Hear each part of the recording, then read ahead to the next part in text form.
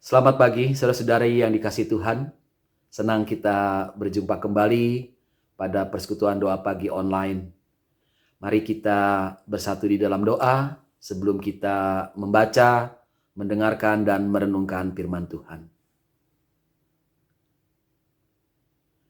Ya Allah, kami mengucap syukur untuk kehidupan yang Engkau percayakan pada kami. Biarlah kami dapat mengisi hidup kami seturut dengan kehendak Tuhan.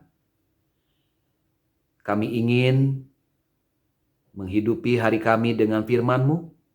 Oleh karena itu Tuhan, kami sungguh bersyukur menyambut firman Tuhan.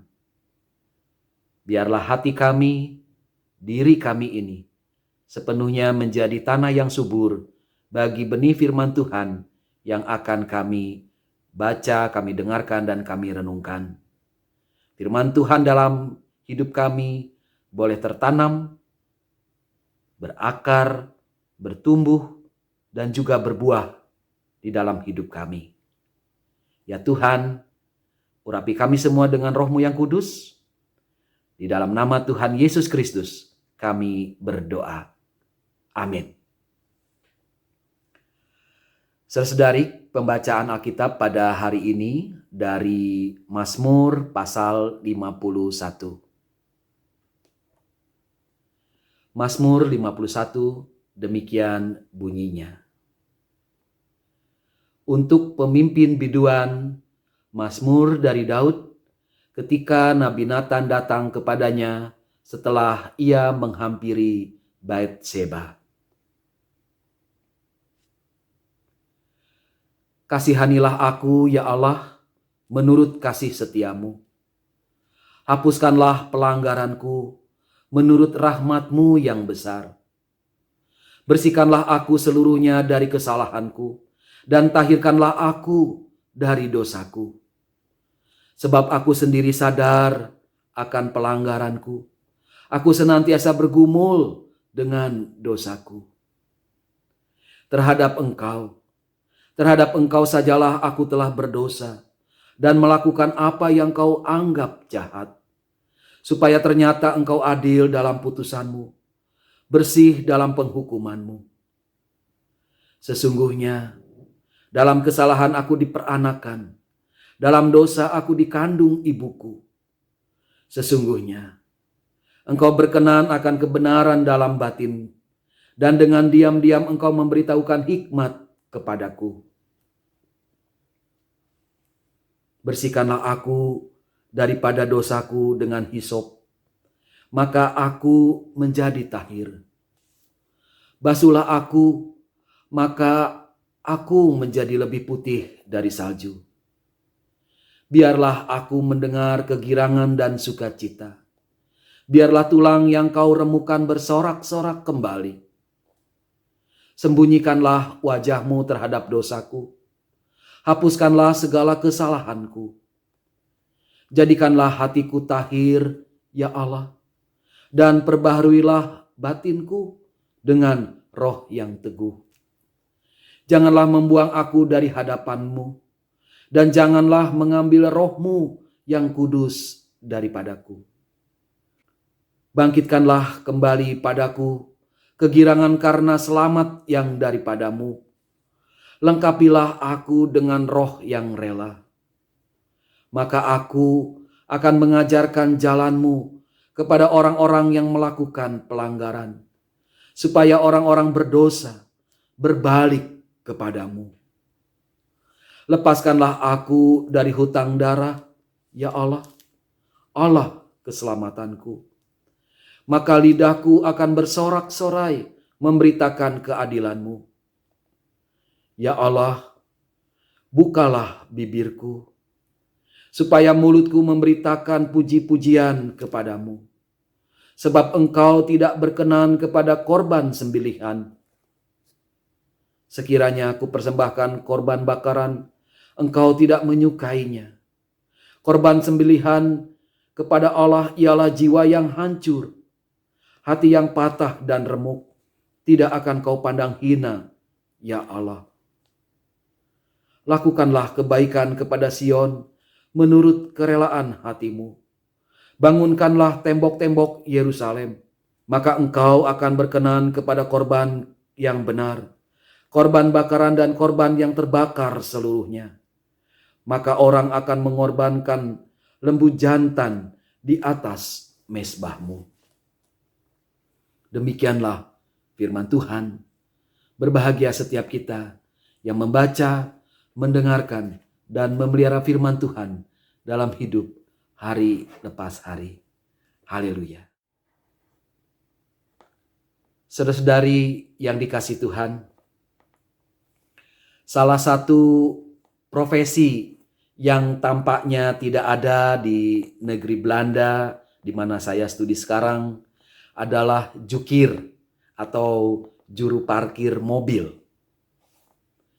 Kalau saya pergi ke kota, saya tidak menemukan satupun jukir atau juru parkir di tempat-tempat parkir. Sempat iseng terlintas di otak saya. Lumayan juga kalau jadi tukang parkir di sini. Tapi apakah saya kalau jadi jukir dapat dipercaya oleh orang-orang di sini? Mungkin orang di sini lebih percaya kepada kemampuan dirinya sendiri atau kamera mobilnya ketimbang kepada orang lain sebagai juru parkir. Ya, begitulah akhirnya otak saya tiba pada pikiran bahwa seorang juru parkir itu mestilah orang yang dapat dipercaya. Dia mesti menjalankan amanah sebagai orang yang bekerja mengatur mobil parkir serta keluar masuk mobil dengan sebaik-baiknya. Tidak terbayang kacaunya Bapak Ibu saudari kalau seorang juru parkir bekerja semau-maunya. Mobil yang mestinya mundur ke kiri, dia teriakan kanan, kanan. Mestinya ke kanan, dia teriak kiri, kiri. Kapan beresnya memarkir mobil? Malah jadi tidak keruan, bukan? Jadi sangat penting tukang parkir menjalankan amanah yang ia terima. Saudari yang dikasihi Tuhan, kalau menjadi tukang parkir saja mesti bekerja mengemban kepercayaan atau amanah sebaik-baiknya. Apalagi menjadi raja atau penguasa pemerintahan. Di Alkitab Perjanjian Lama, kita membaca ketika bangsa Israel memulai pemerintahannya dengan sistem kerajaan, Tuhan Allah sendiri turut bekerja menentukan seorang raja bagi umatnya. Kita tahu Tuhan melalui Samuel memilih Saul sebagai raja Israel yang memegang tampuk pemerintahan atas umatnya. 1 Samuel 9 ayat 17. Pada awalnya Saul menjalankan amanah dengan baik. Namun belakangan Saul lebih mengutamakan kehendaknya sendiri daripada kehendak Tuhan. Dia melupakan amanah. Dia lakukan khianat. Oh ya, dalam bahasa Arab, lawan kata dari amanah adalah khianat atau khianat dalam bahasa Indonesia. Tuhan kemudian mengutus Samuel untuk mengurapi Daud anak Isai menjadi raja menggantikan Saul. Kita dapat membaca pada 1 Samuel pasal 16 ayat 1 sampai 13. Dan pada waktunya Daud pun menjadi raja atas Israel. Daud yang sebelumnya menggembalakan kambing domba itu menerima kepercayaan atau amanah dari Tuhan untuk membuat Israel menjadi jaya, membuat rakyat Israel, umat Tuhan itu sejahtera. Dan nama Tuhan semakin dimuliakan. Namun pada suatu kali, saudara-saudari, Daud tak mampu mengendalikan dirinya sendiri. Dia malah menggunakan kekuasaan yang dipercayakan kepadanya secara sewenang-wenang. Dia memperkosa istri orang lain, yaitu Batseba, istri Uria. Karena Batseba hamil, Daud kemudian menyuruh Yoab, panglima kerajaan, untuk menempatkan Uria, suami Batseba, di barisan depan dalam pertempuran yang hebat. Lalu Yoab diperintahkan untuk meninggalkan Uria di sana, supaya Uria, suami Batseba itu, mati terbunuh dalam pertempuran. Dan Yoab melaksanakan amanah. Batseba, istri Uria, sedih atas kematian suaminya. Dia meratap, dan setelah berkabung, Batseba dijemput oleh orang-orang Daud ke istana kerajaan, dan dia dijadikan istri Raja Daud. Saudara-saudari, tindakan Daud kepada Batseba dan Uria itu sungguh jahat di mata Tuhan. 1 Samuel 11 ayat 27. Itulah sebabnya Tuhan mengutus Nabi Nathan untuk memperingatkan Daud bahwa apa yang telah dilakukan terhadap Uria dan Batseba itu adalah sebuah pengkhianatan, khianat terhadap Tuhan. Daud mestinya melindungi setiap keluarga rakyat dengan cinta dan damai sejahtera. Itulah amanah dari Tuhan. Tapi sekali lagi, ia malah melakukan khianat. Dengan melupakan dan mengabaikan amanah, Daud pada dasarnya memalingkan wajahnya terhadap Allah. Daud berbuat dosa.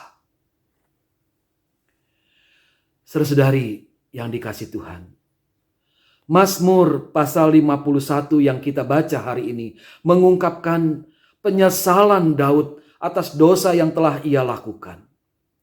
Karena mengabaikan amanah dan berbuat khianat, Daud hidup dalam gelisah dan susah. Tidak ada lagi damai sejahtera di dalam hatinya. Hati Daud terpenjara oleh kuasa dosa. Daud sungguh menyesal kepada Allah. Ungkapnya, "Kasihanilah aku ya Allah menurut kasih setiamu. Hapuskanlah pelanggaranku menurut rahmat-Mu yang besar. Bersihkanlah aku seluruhnya dari kesalahanku dan tahirkanlah aku dari dosaku. Sebab aku sendiri sadar akan pelanggaranku. Aku senantiasa bergumul dengan dosaku.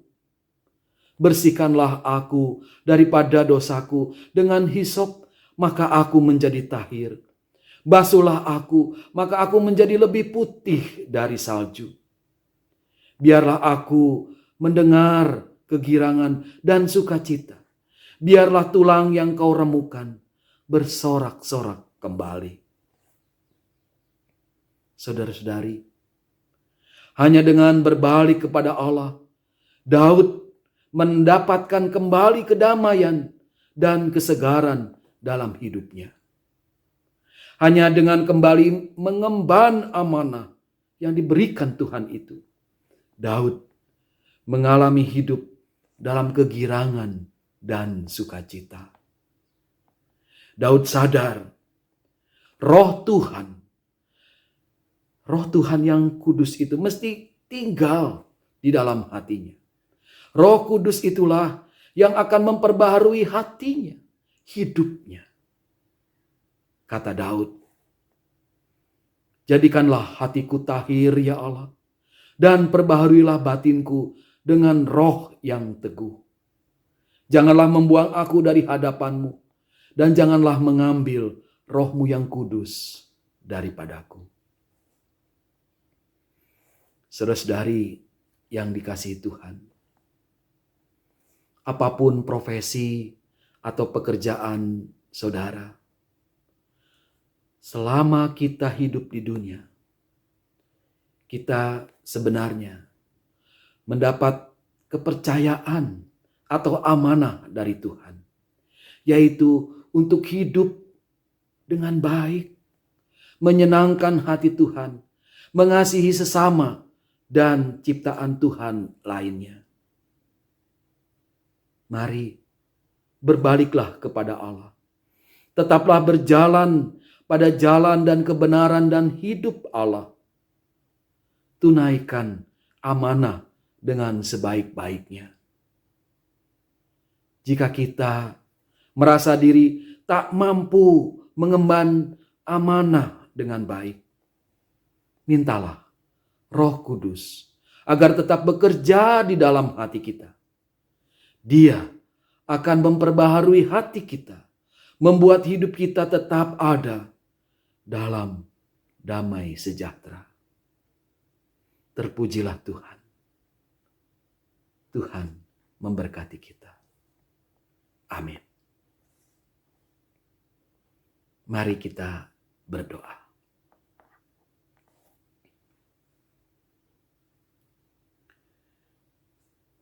Ya Tuhan, kami mengucap syukur untuk firman-Mu. Kami mengucap syukur karena firman Tuhan mengingatkan kami agar kami kembali kepada Allah, mengemban amanah yang Tuhan berikan kepada kami. Ya Tuhan, biarlah firman-Mu boleh kami praktekkan dalam hidup ini. Dan kami terus dalam hidup ini menjalankan amanah dengan sebaik-baiknya. Roh-Mu yang kudus akan menolong kami sehingga kami menjadi orang-orang yang mengemban amanah Tuhan, hidup memuliakan Tuhan dengan perkataan, pikiran, dan juga perbuatan kami. Ya Tuhan, kami menyerahkan kehidupan kami. Engkau senantiasa turut bekerja di sepanjang perjalanan hidup kami. Di dalam kehidupan kesehatan kami, Engkau berikan kepada kami Tuhan, tubuh dan batin yang tetap sehat. Kami percaya kuasa Tuhan melingkupi kami. Hikmat Tuhan yang akan mengingatkan kami agar kami merawat tubuh kami, batin kami dengan sebaik-baiknya. Secara khusus Tuhan di masa pandemi ini, kami percayakan kehidupan kami ke dalam tangan pemeliharaan Tuhan. Kami menyerahkan juga untuk setiap sesama kami yang mengalami susah, mengalami sakit di masa pandemi ini. Tuhan tetap menolong mereka. Tuhan juga yang akan turut bekerja pada pemerintah-pemerintah di segala bangsa di dunia ini. Kiranya pemerintah-pemerintah yang ada mampu memulihkan dunia ini dari pandemi COVID-19. Ya Tuhan, kami menyerahkan untuk kehidupan gereja-Mu. Tuhan juga turut bekerja, khususnya ketika gereja Tuhan mempersiapkan diri untuk menyambut perayaan Natal dan juga tahun yang baru. Tuhan yang akan memberikan segala hikmat sehingga gereja Tuhan mampu merayakan Natal dengan baik. Dan berita Natal menjadi berita kebaikan Injil bagi dunia ini. Tuhan, terima kasih untuk segala kebaikan-Mu. Engkau yang juga menyempurnakan doa kami. Kami naikkan Tuhan doa kami ini hanya di dalam nama Tuhan kami, Yesus Kristus. Amin. Saudara-saudari yang dikasihi Tuhan, persekutuan doa pagi kita selesai. Tuhan memberkati kita. Bagi Bapak Ibu yang memiliki pergumulan khusus dan ingin didoakan, bisa menghubungi rekan-rekan pendeta di nomor berikut.